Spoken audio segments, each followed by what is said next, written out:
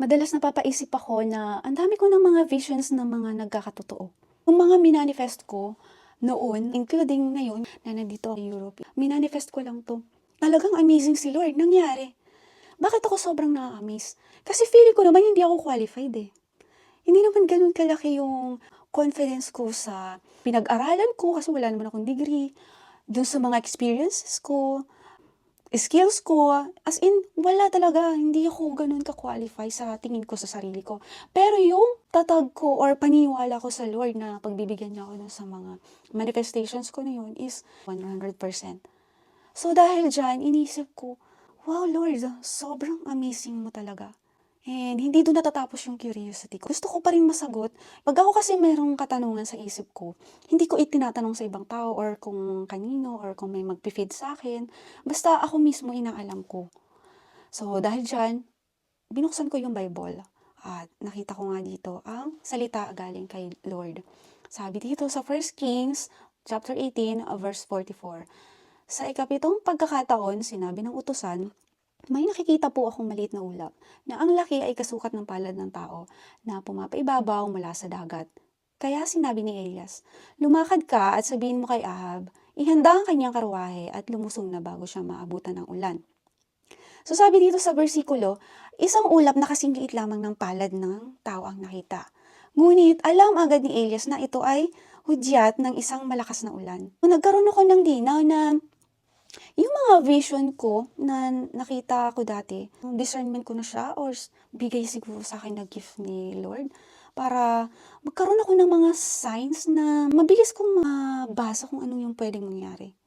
At ito ay gift na kailangang pahalagahan ko talaga at ipinagpapasalamat ko talaga sa Diyos kasi ito yung mga bagay na ibinigay sa akin ng Diyos na nagliligtas sa akin at nagbibigay ng guide sa akin sa mga decisions ko sa buhay. Intuition ko at yung pananalig ko talaga kay Lord ang siyang nagbibigay sa akin ng power na magkaroon ng tamang gabay at luck sa buhay. Kasi hindi ito basta luck na basta-basta mo na lang makukuha or dahil sasabihin ng ibang tao na, uy, iba ka kasi, sinuwerte ka kasi. Hindi naman kasi ako kagaya mo, hindi naman ako katulad mo. Doon tayo nagkakaroon ng parang pagkukumpara, di ba? Ikukumpara natin yung sariling luck natin sa iba. Iisipin natin, hindi natin kaya. Ibigyan natin to ng mga dahilan sa sariling pananaw natin na, ay kasi nakapagtapos kasi siya, ay kasi may experiences kasi siya, ay kasi qualified kasi siya. Ako sa mga ganyang bagay, sa sarili ko, hindi ako naniniwala sa mga rules na binigay mo, tapos hanggang doon ka na lang.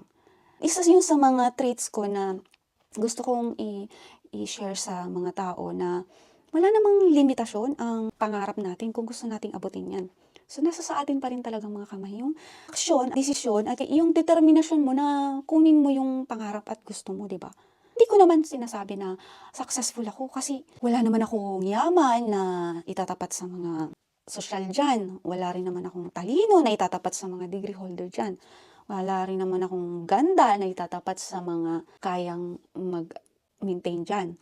So, para sa akin, siguro ang naging success ko sa buhay is yung mapatunayan ko sa sarili ko na yung connection ko ba kay Lord is andyan lang. So, yun yung mas higit na nagbibigay sa akin ng seguridad at ng parang tagumpay sa buhay na, oh my God, Lord, naririnig mo yung mga manifestations ko, natutupad yung mga prayers ko. Yun yung nagiging basihan ko ng success ko sa buhay. Hindi kung ano yung mga manifestations na nangyayari. Kasi kung yun ay para sa ikabubuti ko at para sa ikagagaan ng buhay ko, syempre, doble-doble yung pasasalamat ko doon kay Lord. Yung mga pagkukumpara, pagbibigay natin ng mga excuses sa mga bagay na gusto nating mangyari, pero hindi natutupad, kailangan mo lang talaga ng pananalig sa Diyos. Tapos, alamin mo kung ano yung binibigay sa yung ilaw or gabay ng Diyos para maging siyang beliefs mo or magbigay sa iyo ng courage or ng confidence na patunayan sa sarili mo na kaya mo. Kaya mo naman talaga. 'Di ba? Marami akong nakikita na potensyal na malaking tagumpay sa mga bagay-bagay na ang akala ng iba is maliit na bagay lang or walang kwenta. Kailangan baguhin natin yung perspective natin. Pwede natin baguhin ang direksyon ng buhay natin. Pwede natin gawing positibo ang chaotic environment natin or ang mga negativity na nangyayari sa buhay natin at lalong-lalo na ang toxic environment na kinaroroonan natin ngayon. pray lang, dasal lang. Lahat naman kayang mangyari kapag ginusto na ni Lord na mangyari yan.